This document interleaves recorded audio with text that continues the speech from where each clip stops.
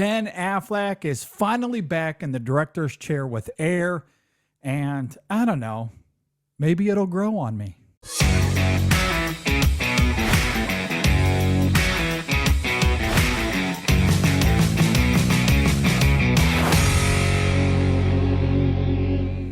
So Ben Affleck is back in the director's chair for the first time since 2016 after Live by Night, a film that we'll just forget happened. Not great, but I think Affleck has actually a pretty good track record in the director's chair. It's been quite a while. Obviously, he's been through the ringer with Warner Brothers and DC and everything with Batman. None of that really worked out the way that he wanted to. So he didn't plan to be away from the director's chair this long, just happened to turn out that way.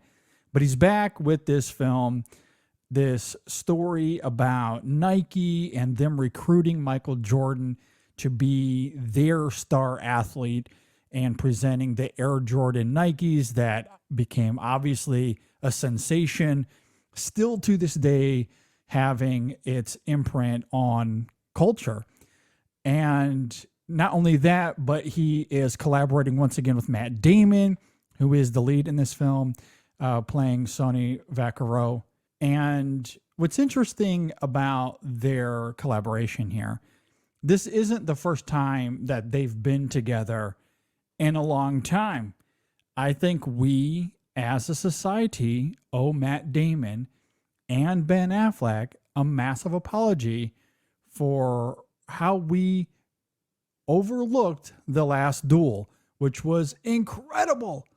It was incredible. Now, they didn't write that film solo. There was a third there with them, but that was a script that I think should have been nominated for an Oscar. I think it was that good.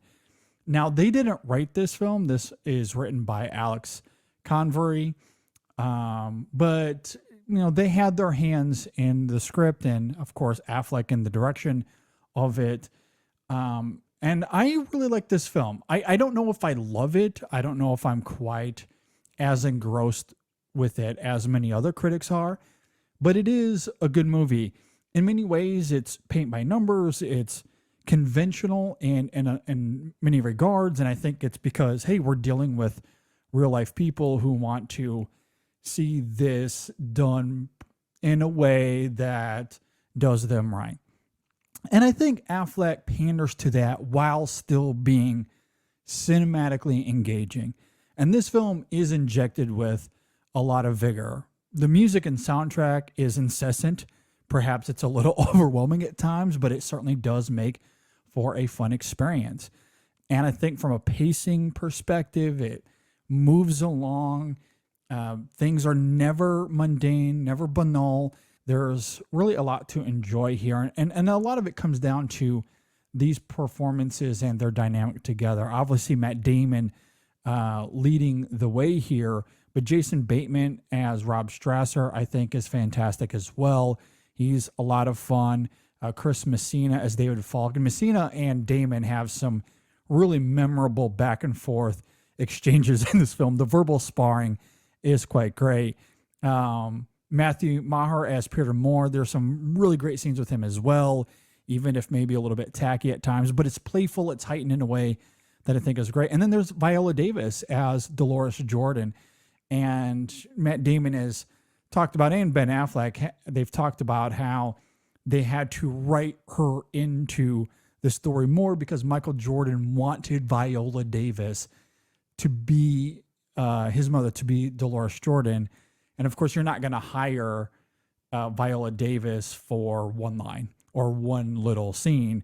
So they write her more into the movie. And so she has a little bit more to do here. And we do see the kind of influence that she had over Michael and over this deal. Now, whether that's, again, heightened for cinematic purposes, maybe that's true.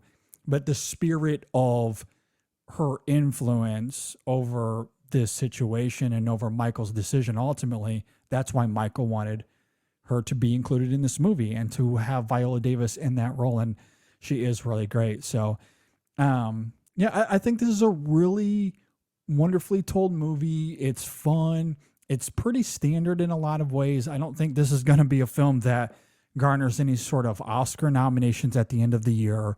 It's not going to make a ton of top 10 or top 20 lists at the end of the year, but it's enjoyable.